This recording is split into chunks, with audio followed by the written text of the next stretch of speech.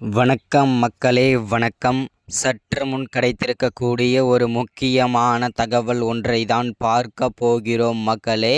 சற்று முன் விளையாட்டுத்துறை அமைச்சராக வலம் வந்து கொண்டிருக்கக்கூடிய அமைச்சர் உதயநிதி அவர்கள் தற்போது சற்று முன்பு அதிரடியாக அமலாக்கத்துறையினரால் கைது செய்யப்பட்டிருக்கிறார். அவரை புழல் சிறையில் அடைக்கப் போவதாகவும் செய்திகள் வெளிவட்டாரங்களில் பேசப்பட்டு வருகின்றன மக்களே.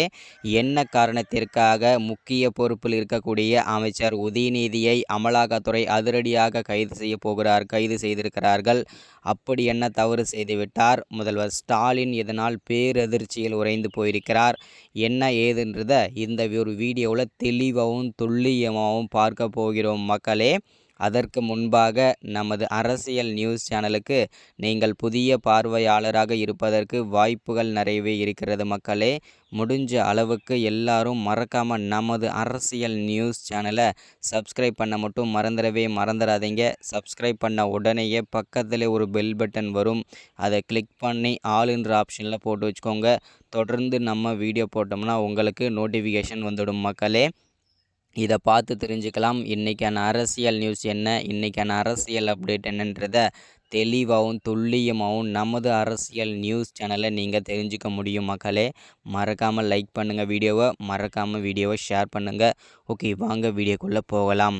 சற்று முன்பு கிடைத்திருக்கக்கூடிய ஒரு முக்கியமான பரபரப்பான தகவல் என்ன அப்படின்னு கேட்டிங்கனாக்கா, அமைச்சர் உதயநிதி அவர்கள் தற்போது எல்லாருக்குமே தெரியும், ஒரு 2-3 மாதங்களுக்கு, ஒரு 6 மாதத்திற்கு முன்பு சனாதன வழக்கில் அவருக்கு இன்னுமே பார்த்தீங்கன்னாக்கா கேஸ் நடந்துட்டு தான் இருக்குது. இந்த சூழலில் தற்போது போதைப்பொருள் கடத்தல் மன்னனாக வலம் வந்து கொண்டிருந்த ஜாஃபர் சாதிக்குடன் நெருங்கிய தொடர்பில் இருந்தது அமலாக்கத்துறைக்கு அம்பலமாகிவிட்டது. எப்படி அம்பலமாகிவிட்டது அப்படின்னா, போதைப்பொருள் கடத்தல் மன்னனாக வலம் வந்து கொண்டிருந்த ஜாஃபர் சாதிக்கும் அமைச்சர் உதயநிதிக்கும் நெருங்கிய தொடர்பு இருந்திருக்கிறது. எப்படி அப்படின்னா, போதைப் பொருட்களை அமைச்சர் உதயநிதியின் கொச்சி பண்ணை வீட்டில்தான் பதுக்கி வைத்து வியாபாரம் செய்து வந்திருக்கிறார்கள். 2 பேரும் வெளிநாடுகளுக்கு ஏற்றுமதி செய்ததாகவும் பல கோடி ரூபாய் இதில் சம்பாதித்ததாகவும் வாக்குமூலம் கொடுத்துவிட்டார் ஜாஃபர் சாதிக் அவர்கள். தற்போது இந்த காரணத்தினால்தான் அமைச்சர் உதயநிதியை அதிரடியாக அமலாக்கத்துறை கைது செய்திருக்கிறார்கள். அது மட்டும் இல்லாமல் பல கோடி ரூபாய் மதிப்பிலான போதைப் பொருட்களும் மூட்டையாக பதுக்கி வைத்திருந்தது அம்பலமாகிவிட்டது. அமலாக்கத்துறை அதையும் முடக்கிவிட்டார்கள் மக்களே. இதுதான் இந்த வீடியோவில் நம்ம அப்டேட்டை எல்லாருமே கொடுக்கறது.